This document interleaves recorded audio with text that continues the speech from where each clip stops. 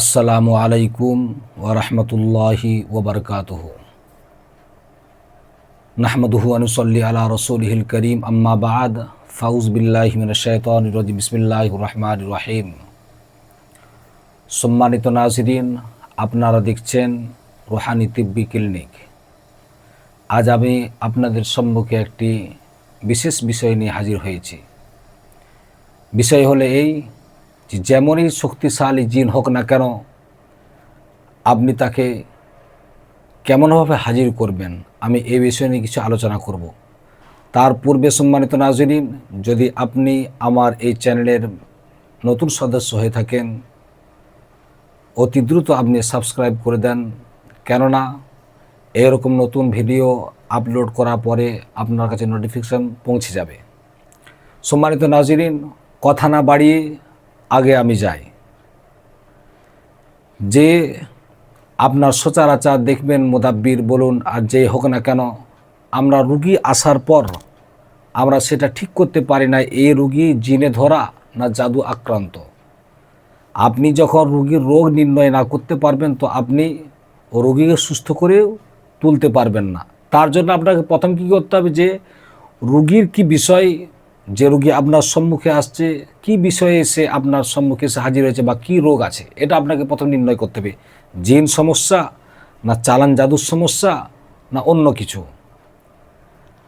যদি জিন আপনি বারবার কবিরাজ বাড়ি নিয়ে গেছেন, ওই জিন তার শরীরে আসছে না, তো আপনি কেমনভাবে সেই জিনকে যেমন শক্তিশালী হোক না কেন বা পৃথিবীর যে স্থানে যে কোনায় লুকিয়ে থাক না কেন, সে অতি দ্রুত রোগীর শরীরে এসে হাজির হবে।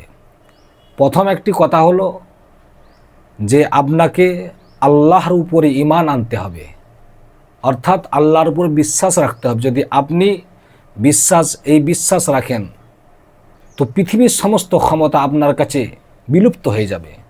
সম্মানিত নাযিরিন, নচেত আপনি গোটা কোরআনুল কারীম যদি আপনি পড়ে রুকাইয়া করে রোগীর শরীরে আপনি দম করেন, কিছুই কাজ হবে না। আজ আমি আপনাদের কাছে আমার পরীক্ষিত আমল তুলে ধরব। সম্মানিত নাযিরিন, আপনি প্রথমত রোগী যখন আপনার সম্মুখে আসবে, রোগীকে আপনি বসাবেন, পশ্চিমমুখী করে বসাবেন এবং তার শরীরকে তার চোখ দুটি বন্ধ করতে বলবেন।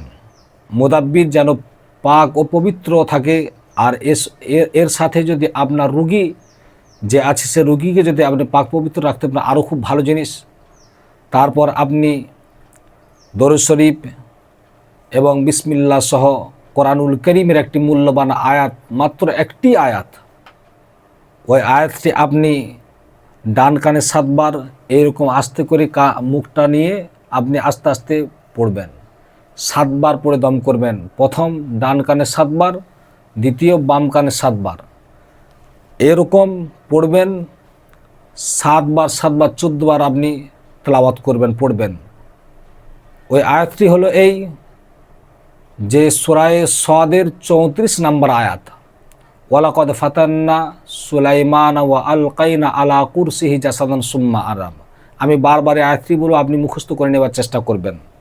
সূরায়ে সাদের 34 নম্বর আয়াত, ওয়ালাকাদ ফাতান্না সুলাইমানা ওয়া আলকাইনা আলা কুরসিহি জাসাদান সুম্মা আনাব। কেননা বারবার এই কারণে বলছি, যাতে করে আপনার উচ্চারণটা সঠিক হয়। যদি আপনি উচ্চারণে ভুল করেন, তো আপনার কোনো মতেই আপনি জিনকে হাজির করতে পারবেন না। বন্ধুগণ, আপনি এরকম রোগীকে বসিয়ে 7 বার ডান কানে 7 বার বাম কানে আপনি বারবার ফুঁ দিতে থাকবেন। যদি 7 বার না হয়, আপনি 9 বার করে দেবেন। 9 বার করে যদি না হয়, আপনি 11 বার ডান কানে 11 বার বাম কানে। পৃথিবীর এমন কোনো ক্ষমতা নেই যে সে আটকে থাকবে। ইনশাআল্লাহ আল্লাহর উপর ভরসা, সে জিন ও রোগীর শরীরে এসে হাজির হবে। বন্ধুগণ, আমার এই ভিডিওর মাধ্যমে যদি আপনার ভালো লেগে থাকে, আপনি কমেন্টে নিশ্চয়ই জানাবেন। আপনারা আমাদের জন্য দোয়া করবেন, যাতে করে আমি আরও সুন্দর সুন্দর ভিডিও আপলোড করতে পারি ইনশাআল্লাহ। আসসালামু আলাইকুম ওয়া রাহমাতুল্লাহ।